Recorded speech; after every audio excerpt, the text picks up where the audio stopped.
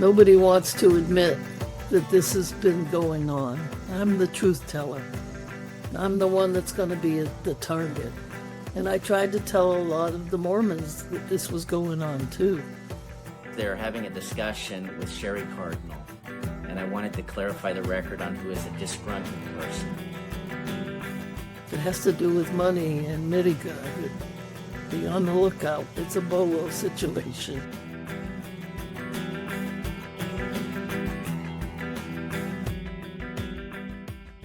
Welcome back to Dr. Blythe's Lost Library. This is our second installment of the Sherry Cardinal story, part 2 of The Chief and the Scrolls. This episode is called Dr. Jekyll and Mr. Hyde, and you'll see why as we continue. My friends, we have a wonderful Patreon that's launching this week. It includes a variety of tiers, but the tier I want to promote for you right now is tier 3. This is the Arcane Archivist tier. And if you sign up for Arcane Archivist, you actually get a weekly document. I've been collecting documents since I was 16 years old.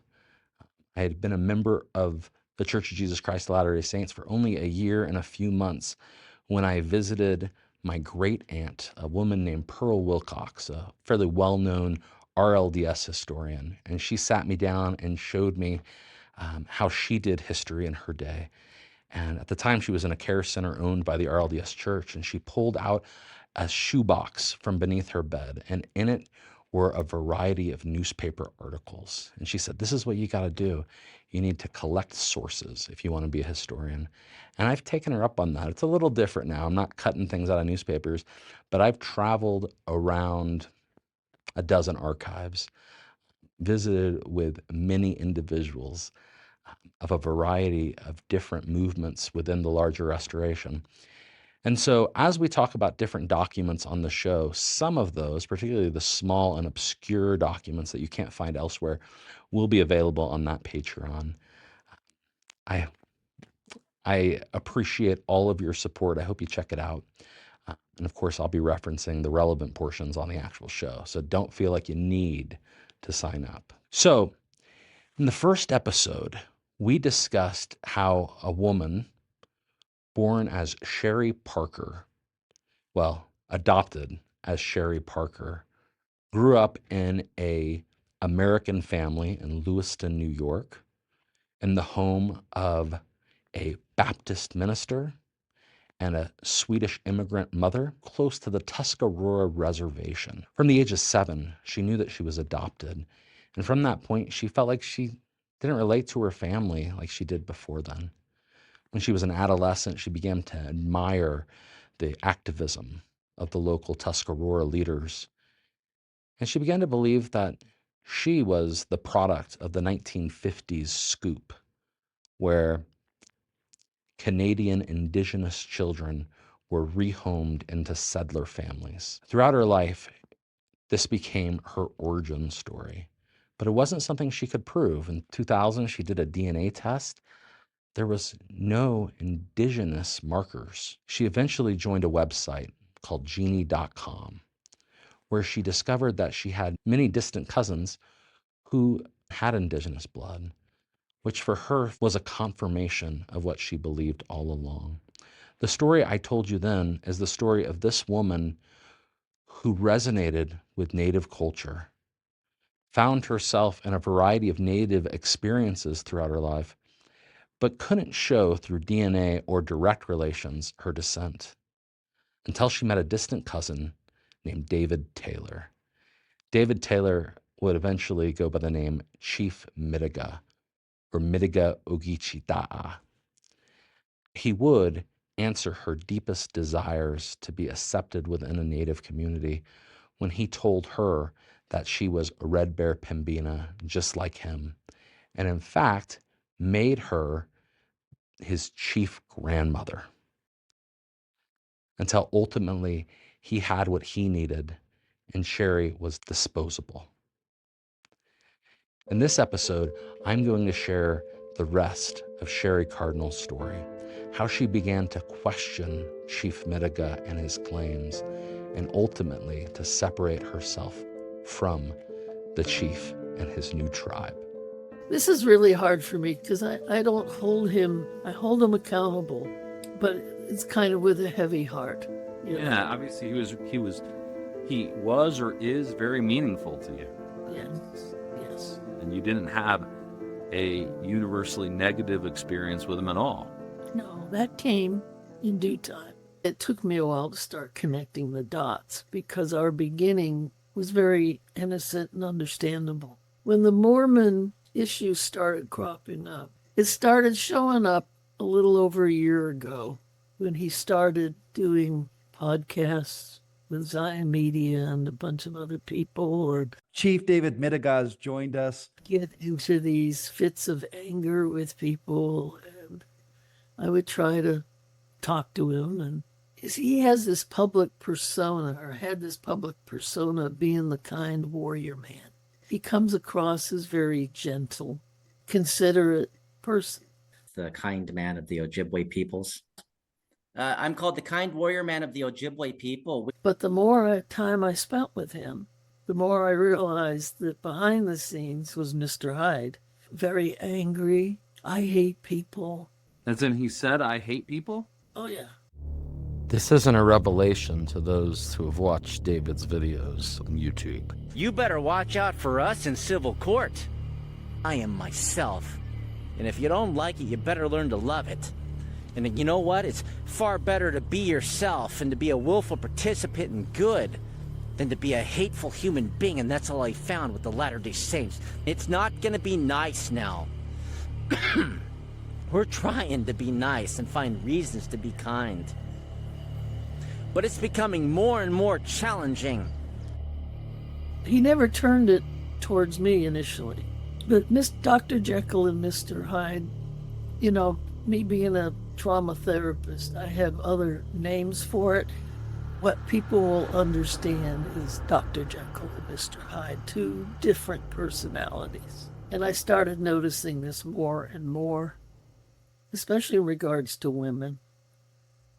Every month it was a different woman.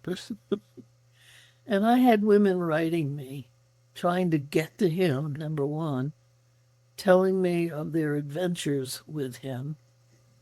And of course, he would deny all of this. I want to be clear.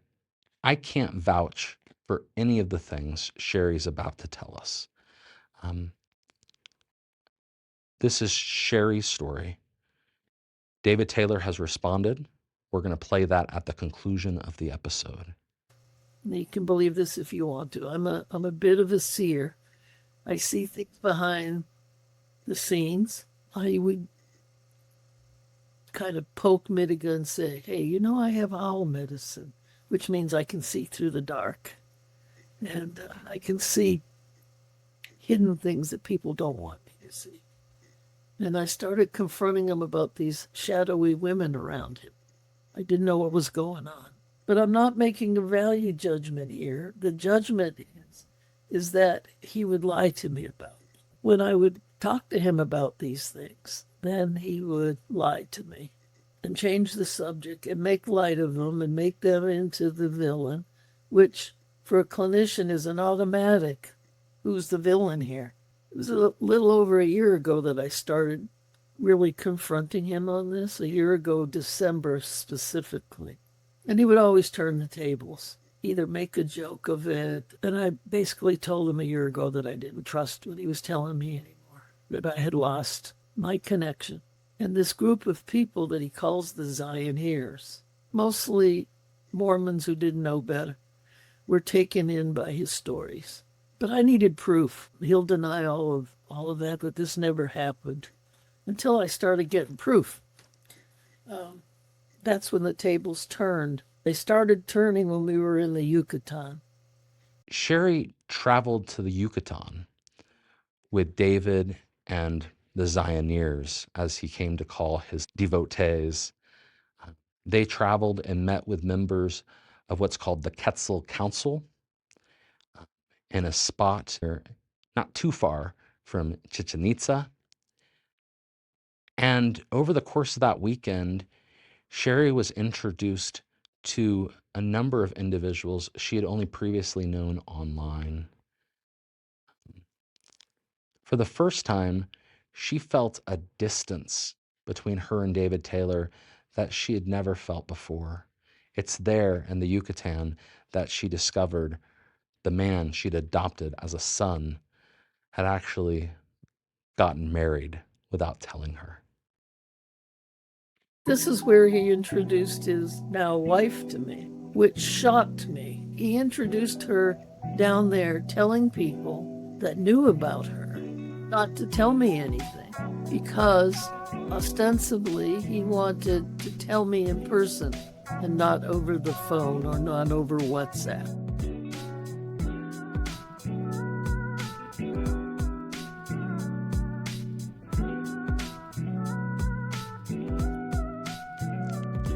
You know, some people don't understand why Sherry would be so hurt that David didn't tell her he was married.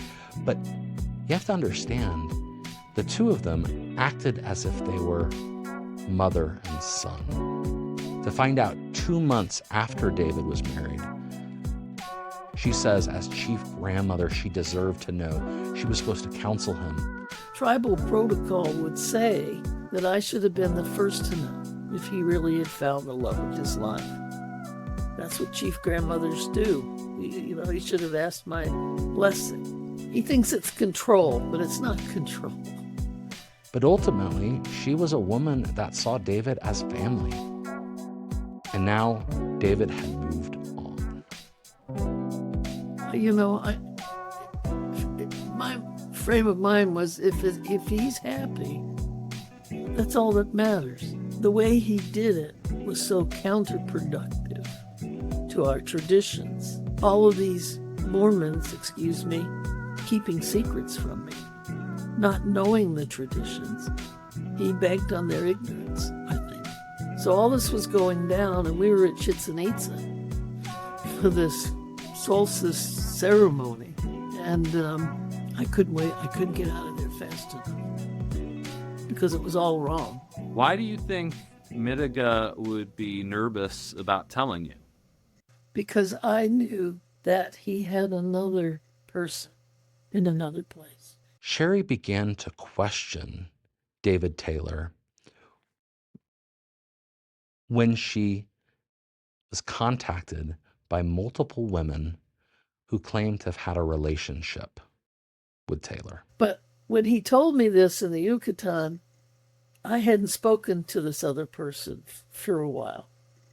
And so I thought, well, maybe they broke up. Maybe this is more history than I know about. So I was very cautious. I didn't say anything because I didn't know what to say. I had to find, again, I needed some proof of what was going on. My instincts would tell me something, but then you get into he said, she said again, right?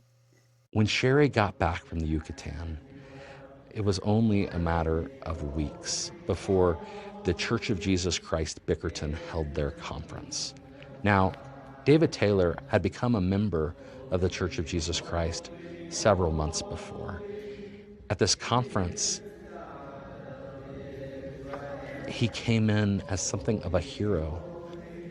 For the first time that those I've interviewed can remember, there was a procession at General Conference in which David Midegah led a series of his followers, some of them native, to the front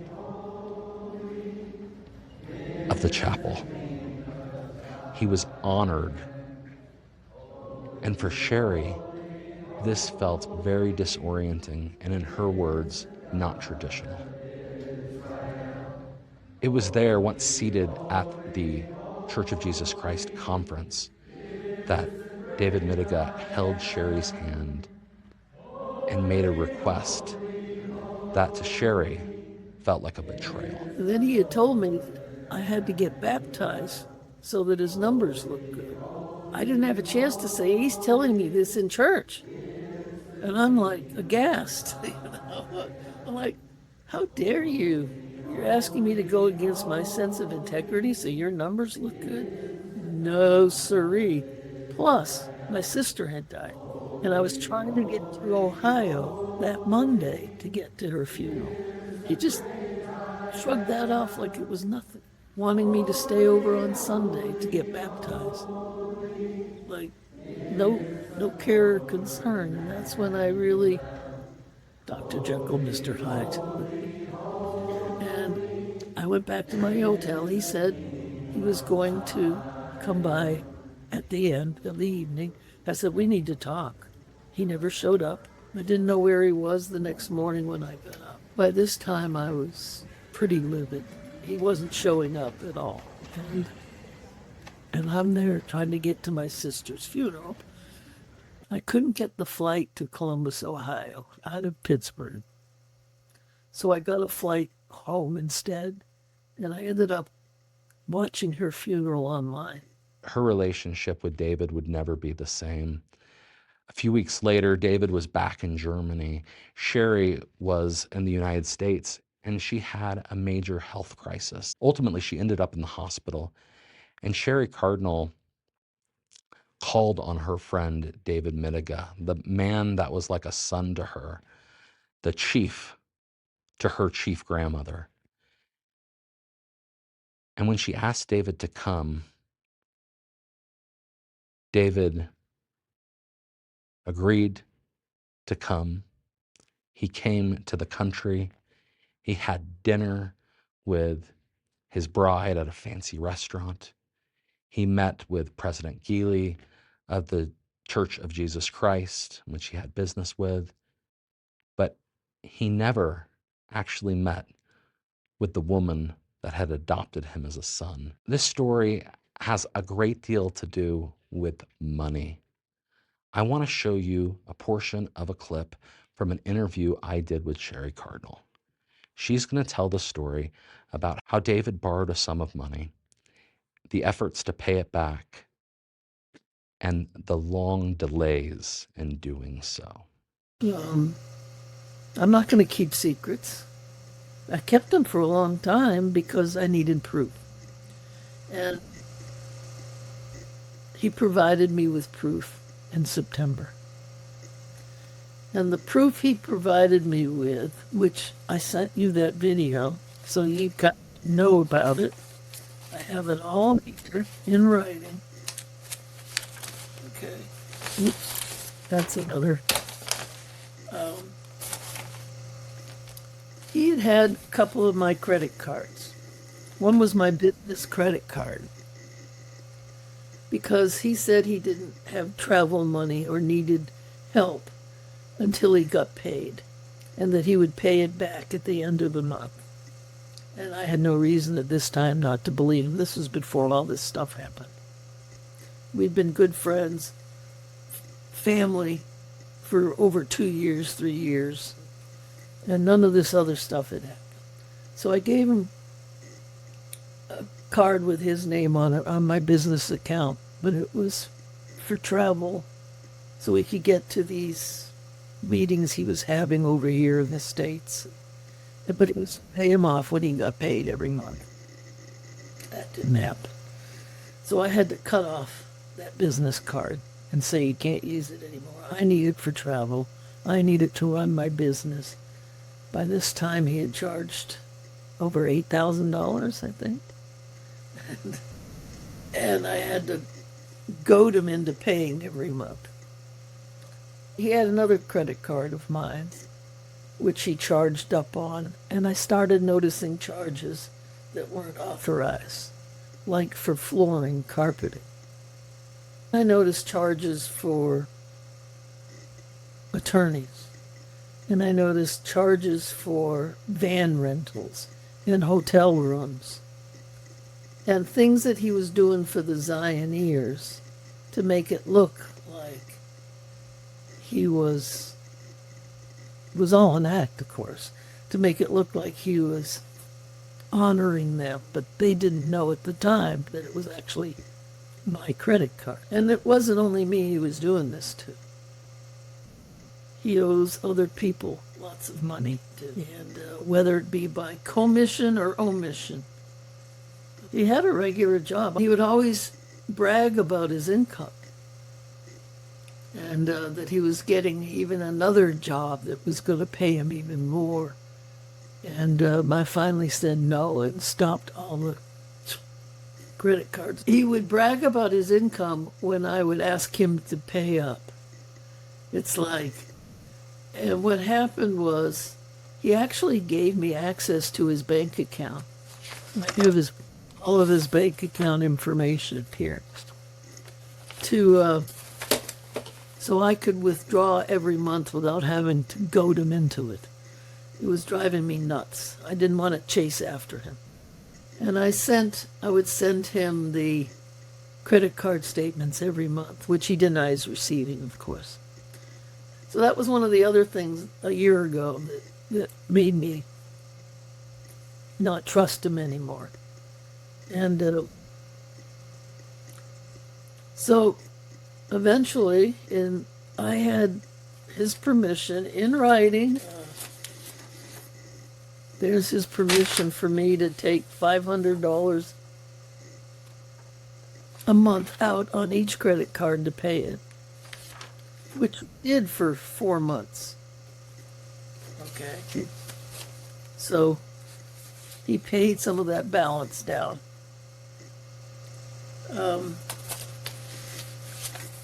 I don't care who sees this now. I cut the credit card. I froze the credit card. He still tried to use it for an American Airlines ticket. I don't know for what. But then, of course, it was denied because I cut the credit card off. And I started doing these things to protect myself. And so that went on over the summer. He was paying $500 a month, which he agreed to, in writing, on each credit card, and then suddenly in September he said, nope, no more. And he's quit paying. He hasn't paid a cent since. And there's over $8,000 in charges left. He had over $20,000 with another person that he still hasn't paid off, that he's paying. I sent that video that I sent to you to all of his chiefs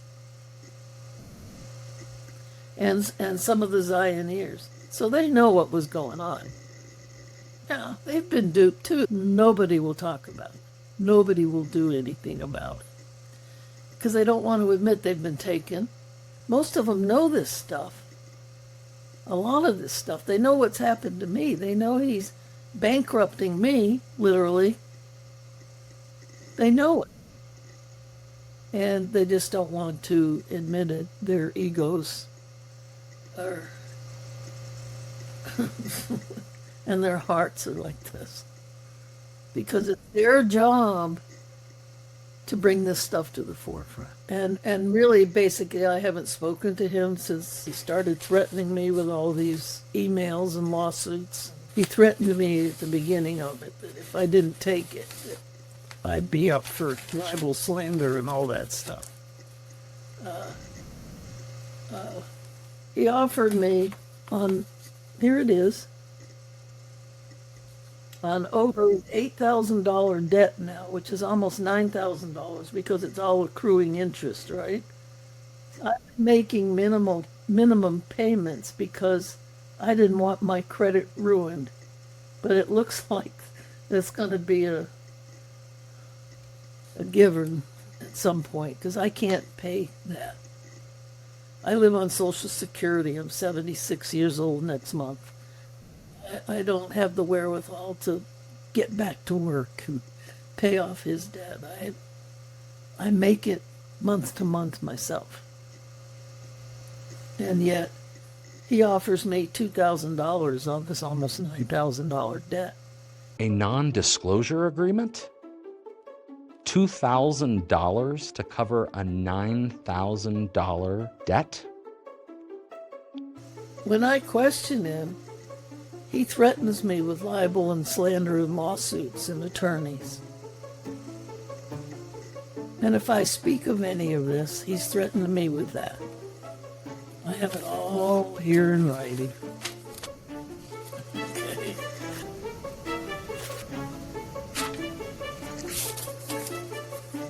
Okay. I think it's all talk. He might try. But the one thing I've learned from my attorneys is that the defense against libel and slander is the truth. Do you have the truth?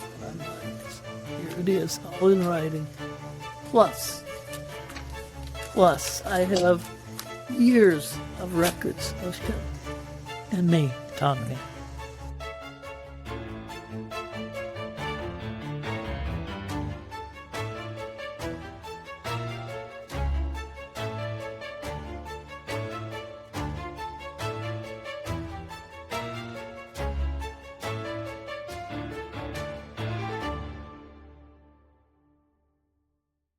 Of course, the whole purpose of this series is to look at the Sacred Records app, including the Birchbark Scrolls that allegedly provide the foundation for that app, the material that was translated that could turn into these sacred records. Sherry, in the beginning, like the rest of those who followed David Midegah, fully believed that there was a family heirloom of Birchbark Scrolls that passed down within David Taylor's family and were now finally being presented to the world for the first time. She trusted him, but in retrospect, Sherry Cardinal has a lot of questions about whether the Birchbark Scrolls are actually centuries of years old or whether they're a modern production. Since you and I first talked, and you asked me about the legitimacy of the scrolls, that was the perfect question, because I had to think about what I did know.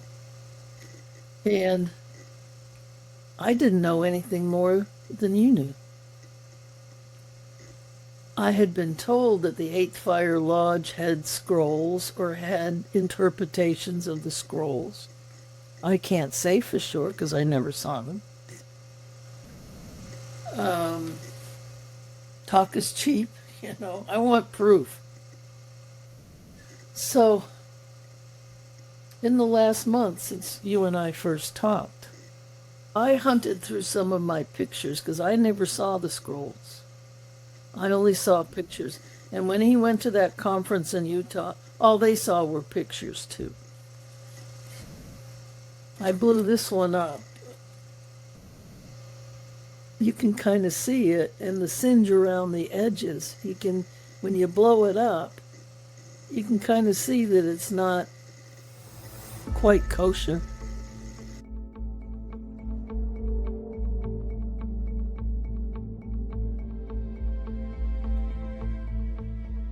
And why would a scroll be open like this, that it's supposed to be hundreds of years old? Could any of these things be submitted for, further study? Ultimately, the question of the sacred records is still out there. I have contacted Wendy Phillips at the Eighth Fire Lodge, which allegedly houses the Birchbark Scrolls that David's translated from. Wendy has declined to answer my questions based on the idea that a cease and desist has been given to authorities. Typically, cease and desist letters don't actually go to authorities. They go to the person that's being asked to cease and desist. But what I did find was this on the internet. And this broke my heart. Because I know Brian Nettles.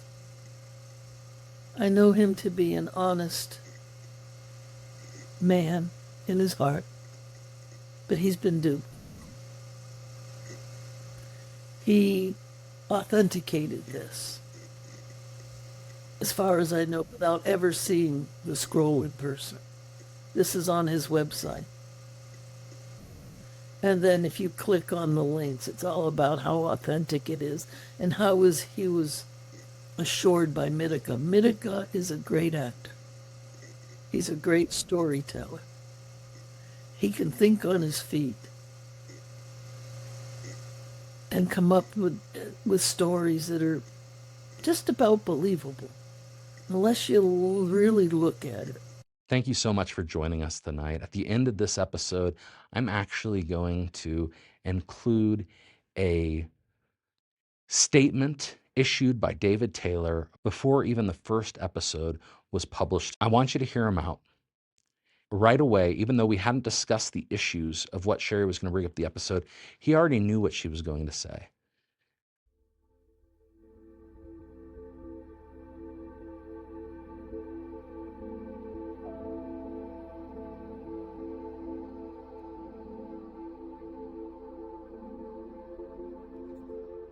Nini Nanoi Magan Midegah Ogichi Da here. Recently, I was informed of a hit piece that's being put out on February 1st by an LDS church employee named Christopher Blythe, who teaches at Brigham Young University. Of course, there would be a hit piece from an employee of the church. In that piece, they're having a discussion with Sherry Cardinal, and I wanted to clarify the record on who is a disgruntled person. Sherry Cardinal was an acting clan mother after my grandmother died. She was appointed to assist me and to help due to her trauma therapy background. We had a falling out in 2025 in the spring due to me getting married, and it was not something that she approved of. My wife and I flew to try to visit with her personally in Maine to rectify the situation, and she refused to visit with my wife in any regard.